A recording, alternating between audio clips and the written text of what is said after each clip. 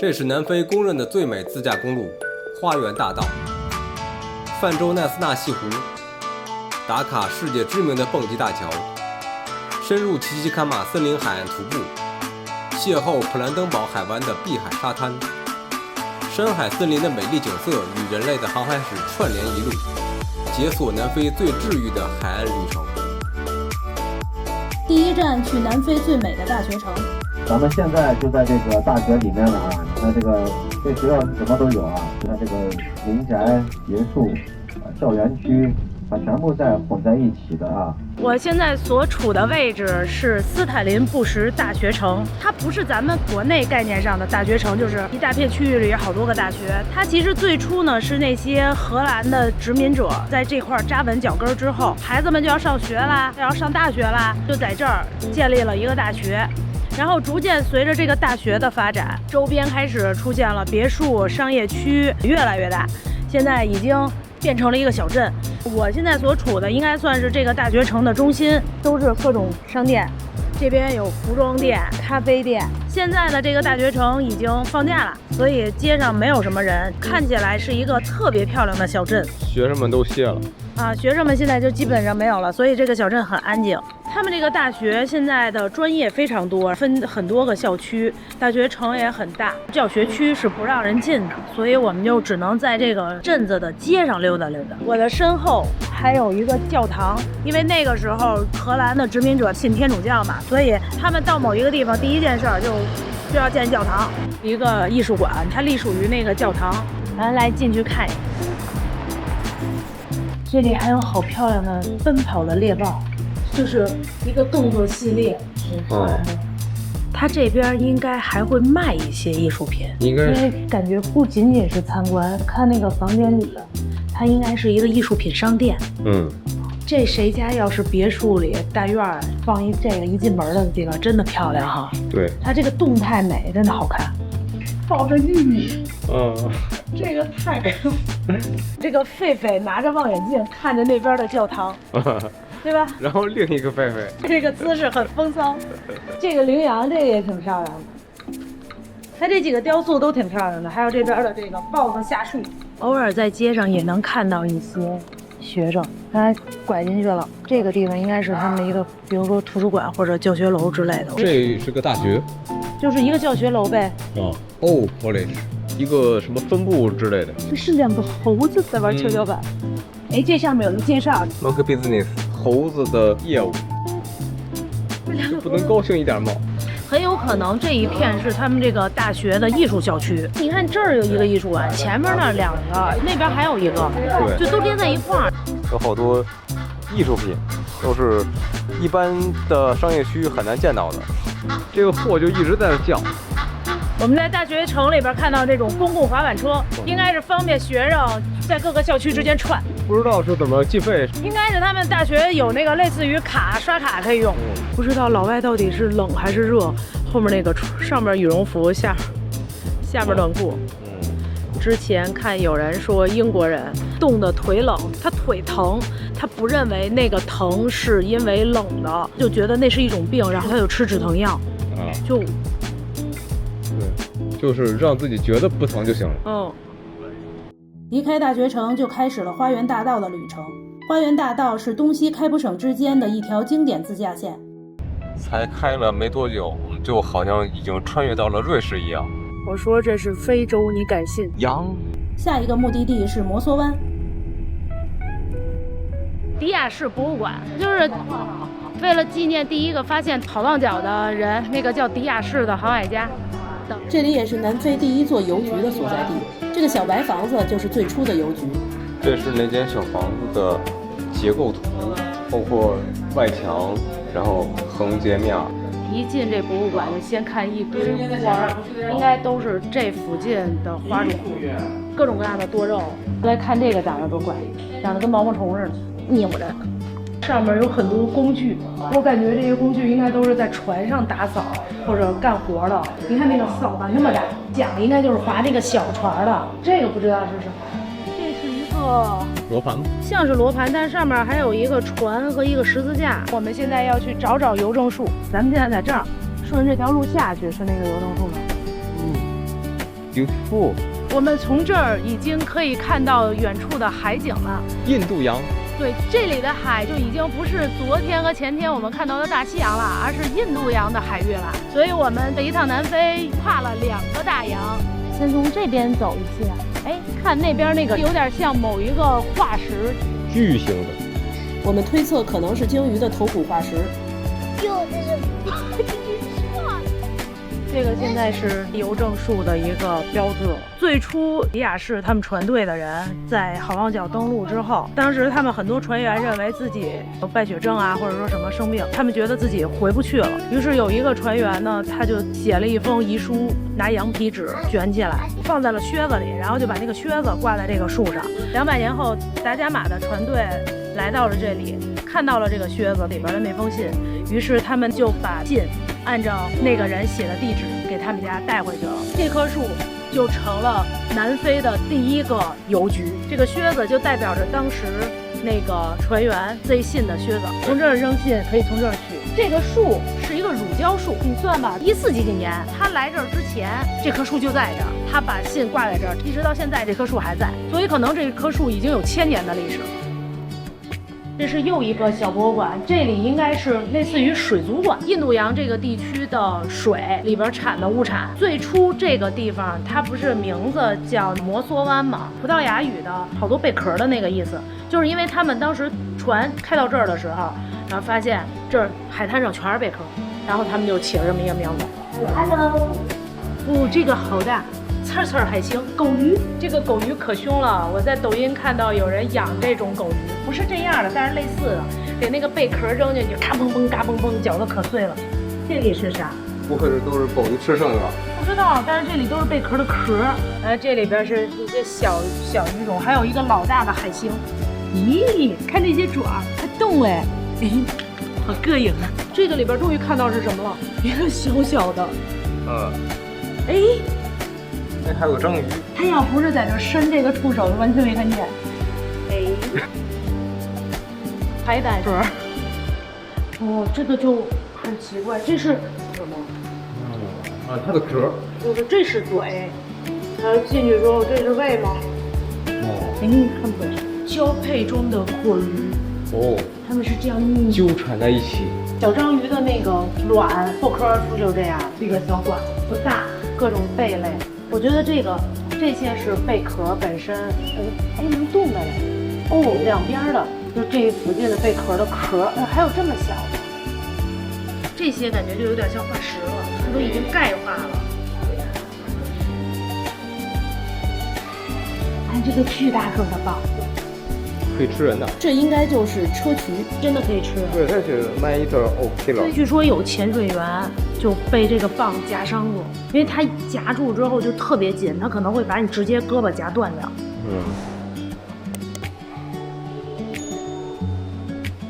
可能是从这儿弄走的那些贝壳和螺类，作为一些教堂的装饰。我觉得应该是船队会用这个当地这些螺的形状来作为他们的旗帜。文章。对，徽章啊，旗帜啊，这个看起来有点像巫蛊娃娃，这个就很非洲了。还有镶着这些贝壳的琴，这几个就相当非洲了。哎，里边还能看到一些非洲当地人，他们会用贝壳来做这些面具啊，还有这些装饰品。这种贝壳在去掉了外面的钙质之后，它里边的这一层五彩斑斓的，就可以拿它做珠宝。看做的手链、项链、耳环，好漂亮。你看像这个贝，它本身里面是会有那种珠光色，敲碎再打磨做成的项链、耳环和镯子。这边都是一些用贝壳制成的装饰品啊、珠宝盒啊、相框啊一类的生活用品。我们顺楼梯来到2层，然后你上来之后回头，全是假的，有个巨型。2楼的内容比较一般，就是展柜里有一些大型的螺，我特别喜欢这种螺。长得越不正常的东西我越喜欢。寄生螺嘛，螺寄生在螺身上，不是没可能。这个挺有意思的，吊灯也是用小贝壳、小螺拼出来的。这个博物馆特别小，就这么一小圈，加个2楼一点小展柜。我们出去了。接下来我们要去的是这里的最深处。一群有一个卡那儿了，没上去了，还是那个埃及燕带着一窝小燕。感觉这是一只公雁，它站在这儿放哨，看咱们来了，它就特别大声叫，提醒那边的母雁和小雁。我在尾随鸭妈妈，不是，是雁妈妈。我一离近，它就叫的声音特别急促，特别快，然后前面的小雁就使劲跑。艾吉燕一家把我们带到了私人领地，可能是这个博物馆的后厨。我身后的那个建筑，就是真正的迪亚士博物馆。虽然这一片都叫迪亚士博物馆，但是只有那个建筑里边是迪亚士当初登陆时候的一些东西。我们最后再到迪亚士的这个博物馆里看一眼，一看就是荷兰人的，都是青花瓷砖，包括那个壶。中国的青花瓷火了，整个欧洲只有荷兰地区的泥可以做青花瓷，荷兰就在当地开始做青花瓷。当然工艺比中国的差远了，就是可以最大程度的降低成本。这里其实最大的看点就是这个复制了当时迪亚士的那艘船。其实这么看起来的话，这艘船也不是很大嘛。就是因为他第一次来之后，他们的船小沉了，所以几年之后才第二次来。整个这个大厅一共有3层，都是跟他们这个航海有关的纪念品。但是现在他们要关门了，那我们就不仔细看了，因为重点就是这艘船。在船的旁边，这个是迪亚士的生平的房间。它这儿周1到周54点45就关门了，怪不得刚才使劲轰我们。不愧是海边，迪亚士博物馆旁边就是个海鲜餐厅。之后就是我们今天的最后一个景点——摩梭湾海点。我们现在站的这个位置叫海点，看我身后的这个山洞，是最早的有人类活动迹象的山洞。我们现在先去看看印度洋的海，一会儿再来看这个山洞。这边的浪真的很大，就是大到有那种水拍上来的时候会有那种零星的水点溅到我脸上，镜头很快就湿了。昨天我们看了大西洋的浪，今天再来看印度洋的浪，这2天光浪了一个浪了。哇，漂亮！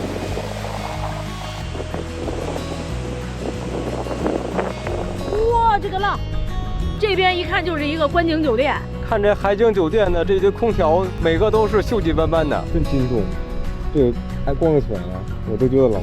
我们看到了一个很有意思的海鸥风扇。哎呀，海鸥很棒，还有眼睫毛呢。这边有很多小店，商品店、餐馆、冰激凌店。我其实挺想尝尝他们的冰激凌的，但是我们来的是冬天，好冷啊！你的心是火热的，把它融化。可是我的肚子受不了。我看到了一个毛茸茸的小东西，还不止一个，2只。哎，他注意到这边了。来了，肥嘟嘟的。这种动物叫岩蹄兔，是南非经常会出现的野生动物。别看它长得像土拨鼠，却和大象是近亲。没想到吧？怎么都过来了？那还2只，那还有？感觉是一只大的带着一群小的。它们不怎么怕人，经常在步道、海边岩石上晒太阳。我们准备去看一眼那个人类起始的遗迹。看它这儿的禁止标志，竟然有禁止骑马，真的会有人骑马上来？马能爬上来？这个是禁止注视。其实这个人类起源点的遗址，最明显的感觉就是这里有烧火的痕迹，明显看到石头都是烧黑的。这儿以前可能是一个多人聚集的群居场所，对，群居场所。这边和那边是烧火的区域，中间顶上是没有烧黑的痕迹。山壁这儿看到了一些红色的痕迹，不知道这个是不是壁画，但是它没有特别明显的造型，也有可能是后世弄的。还有就是这里每过几步有一堆儿，地面上有白色的痕迹。我觉得应该就是木炭烧完了的炭灰，长期这些炭灰的堆积形成的这个白色。你能看到，在这儿被保护起来之前，有人在上面刻字，那帮老外一点都不文明。这里有一块看板，就可以证明这块以前有人类居住，因为在这儿发掘出了很多旧石器时代磨了的石块。这个山顶上的洞穴就是一个这么样的凹槽，它不是有多深，但是也足够为史前时代的人类提供很不错的庇护所。这个地方看海更漂亮。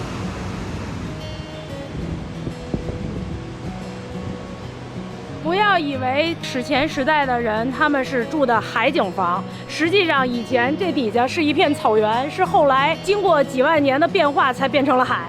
从山上下来，又遇到了一大群岩蹄兔。没吃的就都走了。别看胖，可灵活了。山上有一个灯塔，现在已经亮灯了。据说这个灯塔灯光能射到60公里之外。这儿看到一个好像棺材一样东西，下边是有十字架。我顺着这圈儿来看一眼，这个门是开着的，可以进去。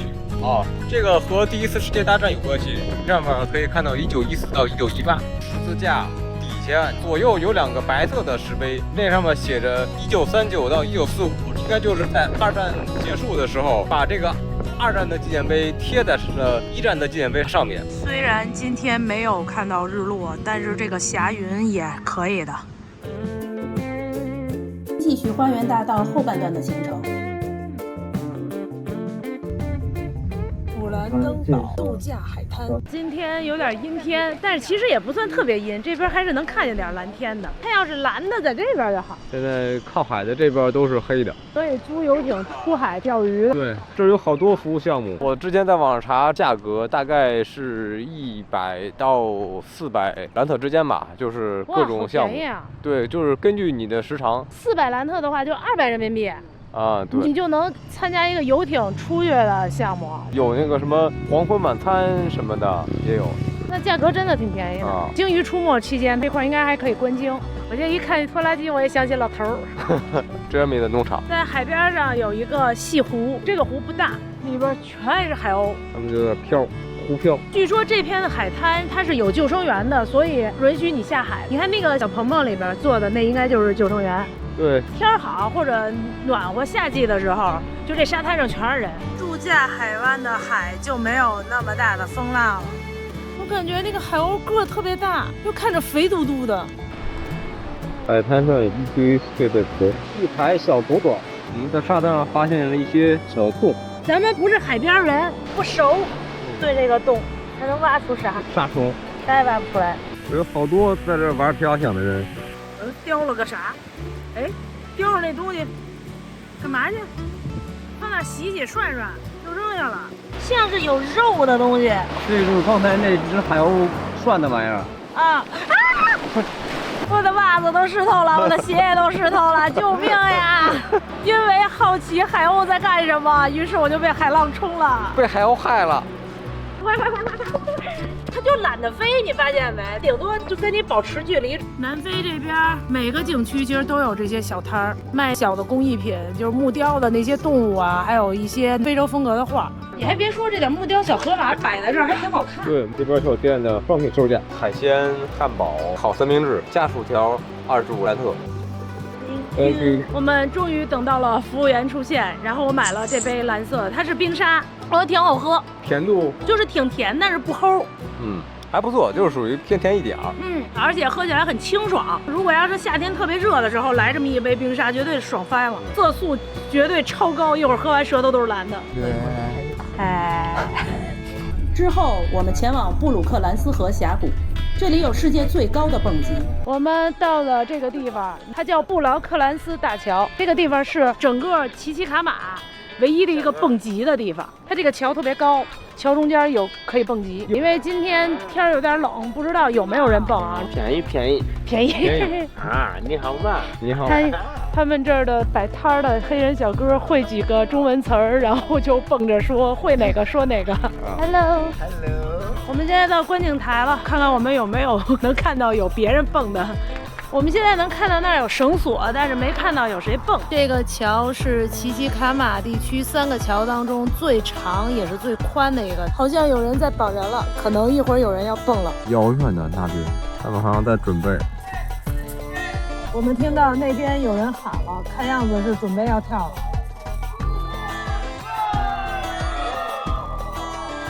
又一个跳的。他张开了双臂，溜下来了。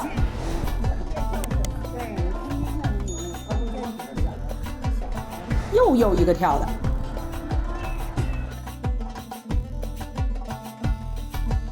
有人下来了，他缠住了，可能是。没想到还遇到这种意外，跳下去之后跟绳缠一块儿了，工作人员下去把他解救下来。本来还担心没人跳，但是过来之后看停车场停了一个老外的大巴，外国人们挺敢折腾这些东西的。他们就喜欢这种玩命的事儿。主打一个就是看别人跳很开心，自己是不敢跳的。这地方其实就是为了让你来这儿蹦极，以及来这儿看别人蹦极的地儿，其他什么都没有。这还是个猫头鹰推荐的点。这个休息区建于1985年。我们在这儿看到了蹦极的价格，蹦一次是1690，如果你在一定时间之内蹦2次，就可以便宜到1000，7天之内是1200，想要加照片和视频还得要450。听见刚才的声音了吗？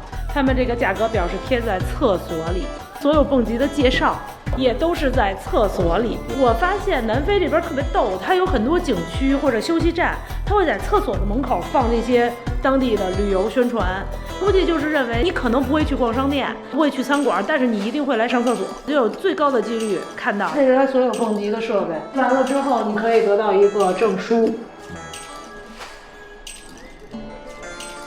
这个是奇迹卡马自然保护区的大门口，这个门叫风暴河口，禁止带枪，禁止猎杀。这个是个人来玩的，如果工作人员来给他办手续。这个奇迹坎马国家森林公园是南非印度洋沿岸唯一的一个自然公园，有河、有海、有山、有丛林，还是挺有意思的。我们吃完饭，天变蓝了。这2天净看海了。没有沙滩，周围全都是这种礁石，这些礁石的形状很有意思，一片一片的。这地上全都是碎木头，可能是单独给铺的，踩起来还算舒服。也挺软的，那个木头潮的，因为这边水汽大。厚厚的草地上面有薄雾。准备开始去徒步一下奇迹卡马。一个不知道是什么的小码头，好像在这儿可以坐那个皮划艇。我们要从这里开始徒步了。大概就是从这个小坡上去，沿着海岸一直走到那边，那个前面就是风暴河口，再往里边就封路了，我们就得原路返回。要在这个礁石上走，这条路比较难走。潜水服，不知道是不是他们划那个划艇也穿这个。这个海岸边的浪也挺大的，这儿也不让飞无人机。过了沙滩的区域就是台阶了，就比较好走一点。台阶的这个木头比较有弹性。你说这儿吧有多好的景儿吧，好像也说不上，主要就是让你徒步在大自然中，周围就是山林。你后面有个小瀑布，这里边还有个小椅子，你可以跟那儿坐着这儿看瀑布，坐一天。这木头的这个窄度，它不得劲。这个木头小路在下的时候，我就得横着脚走，弄得我好像跟鸭子一样。这种木头的小路下不方便，但上比较舒服。对，这里有一条小路可以下去看一下底下有啥。也行，这才有探险的感觉。看这边地上的这些。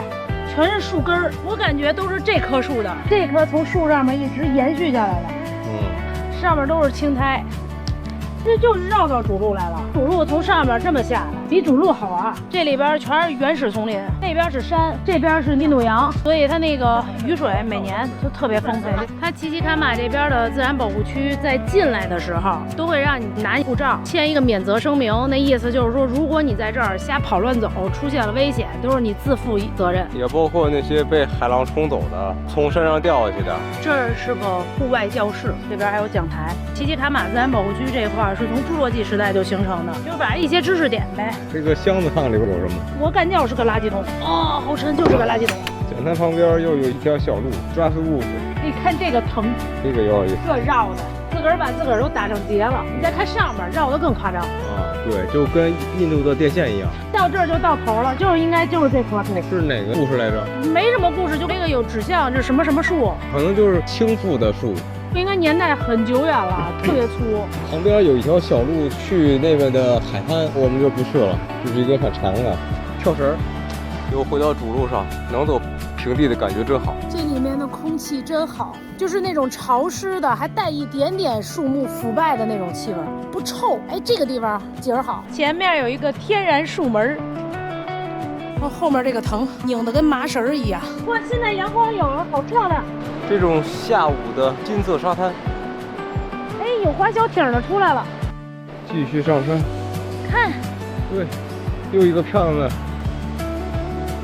哎，哎，那俩小船划这儿来了，划得还挺快。我们在每一个观景台都想在那儿不停地拍。虽然说拍出来的景其实都一样，但还是不想走。我们又看到了一个小岔路，往下去好像是一个什么石头，反正时间还够，我们还是打算下去看一眼。这个路很窄，不好走。穿过小路和小树丛，豁然开朗。这块岩石应该就是那个。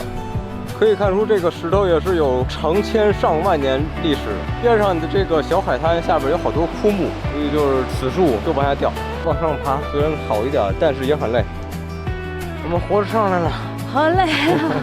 又看到了那个蹄兔，发现南非这边只要有山的地方就有这玩意儿。一路上碰到了很多老外，跟他打招呼的时候，他们都会热情的回应，不会不理你。这么大岁数的奶奶也在爬。我们已经看到小桥了，吊桥。从这儿可以看到我们刚才过去的那个岩石，景色真不错。